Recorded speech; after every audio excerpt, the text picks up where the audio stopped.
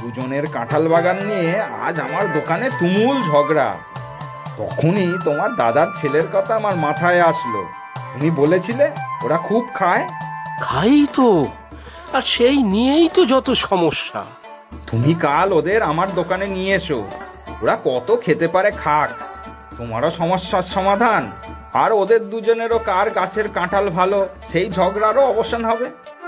বাহ, খুব ভালো হবে তাহলে। গিন্নিকে বলি গিয়ে আগে। এ কি, এ যে দুটো বাচ্চা, ওরা আমার বাগানের কাঁঠাল খেয়ে কি বুঝবে? তাই তো, এরা তো খুব ছোট। দেখো, এরা বাইরের লোক, তোমরাই তো বলেছিলে যাতে গ্রামের লোক না হয়। কি খোকারা, কাঁঠাল খেয়ে বলতে পারবে কোনটা ভালো আর কোনটা খারাপ? হ্যাঁ হ্যাঁ, আমরা খেতে খুব ভালোবাসি, সব খেয়ে নেব, তাই না রে নদাই? হ্যাঁ হ্যাঁ, ও কাকু আমাদের খেতে দাও। এই তো বসে পড়ো তোমরা। তবে একটা দুটো খেয়েই ফস করে কাঁঠালের গুণ বিচার করলে হবে না, কিন্তু বেশি করে খেয়ে তারপর ফলাফল বলতে হবে। এই কটা মাত্র কাঁঠালে আমাদের কি হবে? ছোট ছেলে, তোমরা আর কত খাবে? আগে খেয়ে বলো কোনগুলো বেশি ভালো।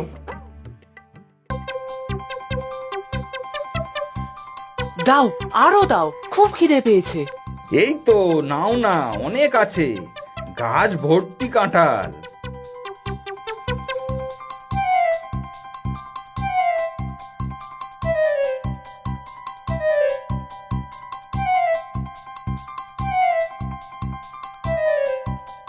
ও অমল, এই বাচ্চা দুটোকে পেলে কোথায়?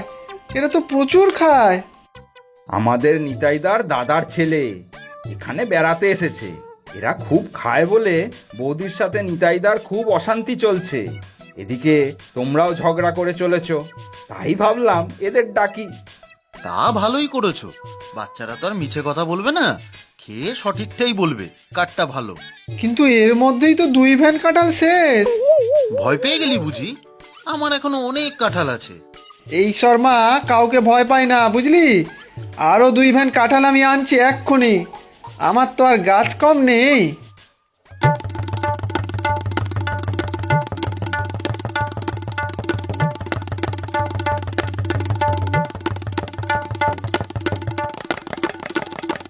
আরো দাও গো, পেটে যে ভরেনি এখনো।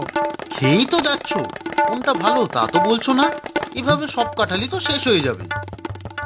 আরো কয়েকটা না খেলে বলবো কি করে? দাও দাও। ওরে রতন, এরা তো প্রায় 150-200 কাঁঠাল শেষ করে দিল, এখনো বলছে খাবে। তাই তো দেখছি, এরকম করলে বিক্রি করবো কি? লোকসানই লোকসান। হায় হায় হায়। ও অমল, এ তুমি কি করলে? কত বড় ক্ষতি হয়ে গেল আমাদের। আমিও কি জানতাম ছাই যে এরা এত খায়।